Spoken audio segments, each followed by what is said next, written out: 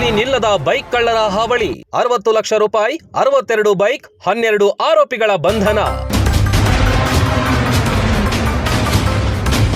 ಸಿಸಿಟಿವಿಯಲ್ಲಿ record ಆಗಿರೋ ಈ ದೃಶ್ಯಗಳನ್ನ ನೋಡಿ ಖತರ್ನಾಕ್ ಆಸಾಮಿಗಳು ಅದೇಗೆ ಕಂಡವರ ಮನೆಗೆ ನುಗ್ಗಿ ಬೈಕ್ಗಳನ್ನ ಕಳ್ಳತನ ಮಾಡ್ತಾರೆ ಅಂತ.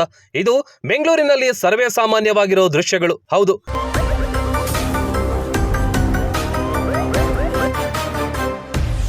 ರಾಜಧಾನಿ ಬೆಂಗಳೂರಿನಲ್ಲಿ ಬೈಕ್ ಕಳ್ಳರ ಆಟಾಟೋಪಕ್ಕೆ ಮಿತಿ ಇಲ್ಲದಂತಾಗಿದೆ. ದಿನನಿತ್ಯ ಸಿಲಿಕಾನ್ ಸಿಟಿಯಲ್ಲಿ ಬೈಕ್ ಕಳೆದುಕೊಳ್ಳೋರ ಸಂಖ್ಯೆ ಹೆಚ್ಚಾಗ್ತಿದೆ. ಪೊಲೀಸರು ಎಷ್ಟೇ ಬೈಕ್ ಕಳ್ಳತನ ಕೇಸ್ಗಳನ್ನ ಭೇದಿಸಿದ್ರೂ ಮತ್ತೆ ಬೈಕ್ಗಳ ಕಳ್ಳತನ ಆಗ್ತಾನೇ ಇದೆ.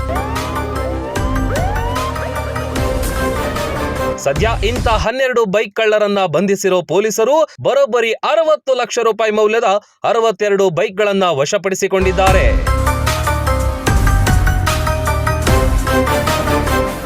ಬೆಳಿಗ್ಗೆ ಹೋಟೆಲ್ ಕೆಲಸ, ರಾತ್ರಿ ಆದ್ರೆ ಬೈಕ್ ಕಳ್ಳತನ. RX ಬೈಕ್ ಟಾರ್ಗೆಟ್ ಮಾಡ್ತಿದ್ದ ಕಿಲಾಡಿಗಳು ಇವರಿಬ್ರು ಎಲೆಕ್ಟ್ರಾನಿಕ್ ಸಿಟಿ ವ್ಯಾಪ್ತಿಯಲ್ಲಿ ವಾಸವಾಗಿರೋ ಜನಿತ್ ಮತ್ತು ಮನೀಶ್. ಮೂಲತಃ ಉತ್ತರಾಖಂಡದವರಾದ ಈ ಇಬ್ಬರು ಬೆಳಿಗ್ಗೆ ವೇಳೆ ಹೋಟೆಲ್ನಲ್ಲಿ ಕೆಲಸ ಮಾಡ್ತಿದ್ರು. ಆದ್ರೆ ರಾತ್ರಿ ಆದ್ರೆ ಸಾಕು ಕಳ್ಳ ಬೆಕ್ಕಿನಂತೆ ಮನೆಗಳಿಗೆ ನುಗ್ತಿದ್ರು. ಮೊಬೈಲ್, ಚಿನ್ನ, ಬೈಕ್ ಏನೇ ಸಿಗ್ಲಿ ದೋಚಿ ಎಸ್ಕೇಪ್ ಆಗ್ತಿದ್ರು.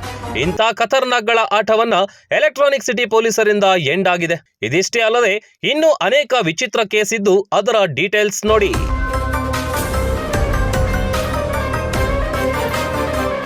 RX ಬೈಕ್ಗಳನ್ನೇ ಕಳ್ಳತನ ಮಾಡಿ OLX ನಲ್ಲಿ ಬಿಡಿ ಭಾಗಗಳನ್ನ ಮಾರಾಟ ಮಾಡ್ತಿದ್ದ ಇಮ್ರಾನ್ ಸಮೀರ್ನನ್ನ ಬಂಧಿಸಿ 13 ಬೈಕ್ ವಶಕ್ಕೆ ಪಡೆದಿದ್ದಾರೆ RT ನಗರ ಪೊಲೀಸರು.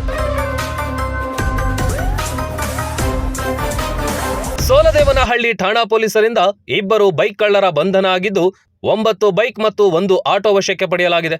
ಇನ್ನು ಬಾಗಲಗುಂಟೆ ಪೊಲೀಸರಿಂದ ಓರ್ವ ಬೈಕ್ ಕಳ್ಳನ ಬಂಧನ ಆಗಿದ್ದು 5 ಬೈಕ್ಗಳು ವಶಕ್ಕೆ ಪಡೆಯಲಾಗಿದೆ.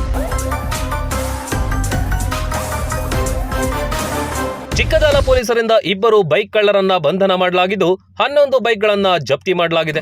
ಬಾಣಸವಾಡಿ ಪೊಲೀಸರಿಂದ ಇಬ್ಬರು ಬೈಕ್ ಕಳ್ಳರನ್ನ ಬಂಧಿಸಲಾಗಿದ್ದು 9 ಬೈಕ್ಗಳು, ಕಾಡುಗೋಡಿ ಪೊಲೀಸರಿಂದ ಇಬ್ಬರು ಬೈಕ್ ಕಳ್ಳರನ್ನ ಬಂಧಿಸಿದ್ದು 4 ಬೈಕ್ಗಳನ್ನ ವಶಕ್ಕೆ ಪಡೆಯಲಾಗಿದೆ.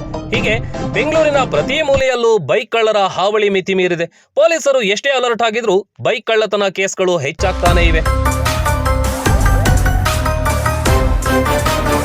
ಇನ್ನು ಮೊಬೈಲ್ ಕಳ್ಳರ ಹಾವಳಿ ಕೂಡ ಏನೂ ಕಡಿಮೆ ಇಲ್ಲ.